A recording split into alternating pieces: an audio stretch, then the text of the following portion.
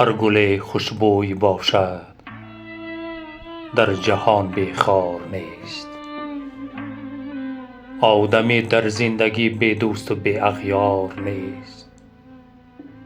در طبیعت فصلها تکرار یابند از دیگر، لیک عمر آدمی در زندگی تکرار نیست.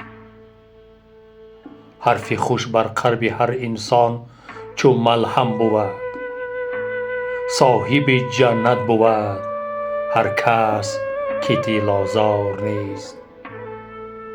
ناز کودک را به جز مادر نبردارد کسی، حیف فرزندی که در پیری ورا غمخوار نیست.